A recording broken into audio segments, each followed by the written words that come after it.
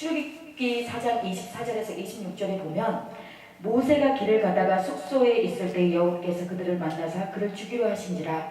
시포라가 돌칼을 가져다가 그의 아들의 표피를 메어 그의 발에 갖다 대며 이르되 당신은 참으로 내게 피난편으로다 한다. 여호와께서 그를 놓아주시니 그때 시포라가 피난편이라 함은 할례 때문이었더라. 오늘 이 5분 설교의 제목을 붙인다면 센스가 필요합니다 라는 제목으로 한번 5분 설교를 해보겠습니다. 우리가 살아가다 보면은 이러한 상황 가운데 상황 판단을 해야 되고 센스가 필요할 때가 있습니다. 꼭 굳이 옆에서 말을 하지 않아도 찝어주지 않아도 이 눈치로, 왜 눈치코치가 있어야 된다고 그러잖아요. 그래서 저는 이 부교육자 시절에 서로 이렇게 이제 남자 전도사님도 있었지만 여자 전도사님도 있지만 그런 분들하고 이렇게 서로 이렇게 말을 이렇게 하고 저렇게 하고 전도사님이 이걸 하고 저렇게 그렇게 하진 않았어도 서로 이 눈빛만 봐도 서로 이 상황 판단에 착착착착 이렇게 하면서 얼마나 이렇게 사역을 재밌게 했던 기억이 납니다. 근데 솔직히 우리 송지 목사님도 잘 하는데 그런 부분이 조금 이렇게 안 맞아서 조금 티격태격 하는 게 있어요. 그래서 일일이 제가 다 찝어서 얘기를 해줘야 돼요. 그래서 그런 부분이 지금도 이제 고린도전서에 보면은 같은 뜻, 같은 생각, 같은 말을 하게 해달라고 지금도 기도하고 있습니다.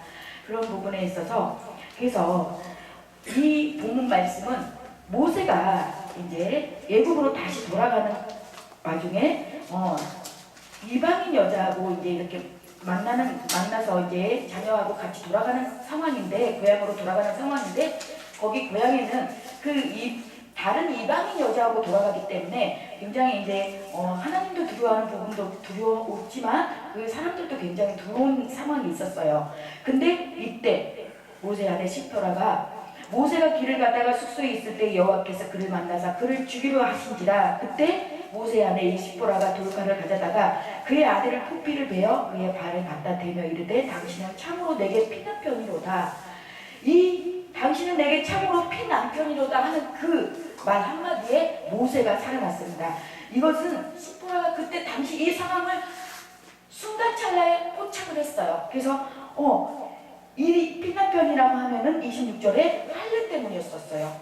그래서 이 아내의 지혜와 이 아내의 센스로 인해서 남편 모세는 살게 되고 또 그 상황이 모면하는 그런 경우가 있게 됩니다. 그래서 우리 살아가다 보면은 우리가 어딜 가든 어떤 경우에도 외의 현상은 닥칠 수가 있어요.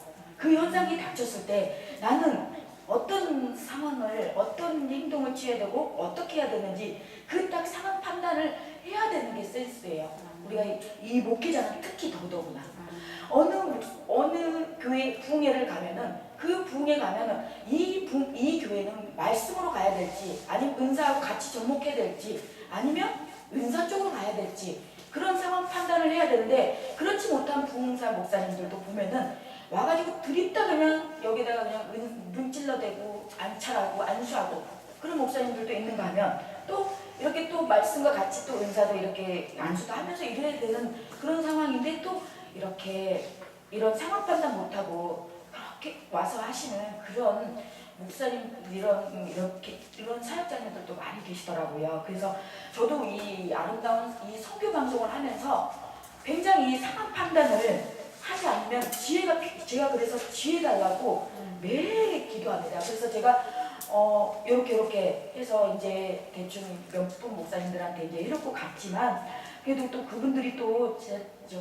따라줬기에 순종했기에 또 오늘 이렇게 또 아름다운 또 선교 방송이 이렇게 또 칼럼이 나오고 찬양이 나오고 워십이 나오고 말씀이 나온 줄로 믿습니다. 그래서 우리가 가정도 그렇고 부부간에도 그렇고 서로 동력 목사님들끼리도 그렇고 이 상황에서 한시 우리는 정말 깨어 있어야 된다고 생각해요. 그래서 이 상황에서 이럴 때는 이런 말을 해야 되는지 안 해야 되는지 또 이런 행동을 해야 되는지 안 해야 되는지 그래서 또는 어떤 분들 부부 얘기를 들어보면은 같은 남편 목사님, 남편도 목사님이고 아는 분도 목사님이에요. 그러면은 두 분 다 목사님인데 두 분 다 말씀을 전하시는 분이에요. 근데 자기 남편 목사님 할 때 더 이렇게 잘한다고 축켜 세워주고 아우 은혜 받았다고 그러는 게 낫겠어요? 아니면 다른 목사님한테 더 그렇게 해야 되는 게 맞겠어요? 네, 자기 남편 목사님한테 하는 게 그게 더 은혜가 안 될지언도 더 목사님 은혜가 더 많이 받았다고 그렇게 해주는 게 지혜고 현명한 거더라고요. 네, 그래서 우리 이 부분에서 우리가 이 선교 방송을 하면서 저도 많은 방송을 뭐 다니지는 않지만 이런 상황에서 딱 봐서 저는 그 방송을 딱 먼저 내가 찬양하기 전에 말씀 전하기 전에 이 방송에 그 방송만의 그 저기를 봐요. 특색을 봐요. 그래서 내가 그 방송의 그 대표 목사님의 그 내가 따라주는 게 그게 협력이에요. 네, 모든 게 그 협력이 포괄적으로 봤을 때는 갔으니까 이렇게 서로 갔으니까 가서 찬양해주고 칼럼해주고 그게 넓은 광범위 쪽에서는 그게 협력이지만 좁게 들어간다면 내가 그 대표 목사님에게 방송 대표 목사님 그 룰에 따라주는 게 그게 협력이더라고요. 그래서 저는 항상 하나라고 하면 하나하고 두 번 더 하라 그러면 하고 시간 없어서 안 된다 그러면 그만 하시라 그러면 그러라고 그러냐고 그냥 그렇게 저는 그렇게 갑니다. 그래서 지금 오시는 우리 아름다운 선교방송 우리 모든 분들은 정말로 감사드리고 정말 정말 옛날 어른들 그러잖아요. 하나 내버릴 게 하나도 없다고. 정말 한 분 한 분 너무너무 소중하시고요. 저는 인원 관계없이 이렇게 와주셔서 이렇게 한다는 게 정말 하나님께 영광인 것 같아요. 누구한테 뭐 보여주기 위해서 이 복음 전한 게 아니잖아요.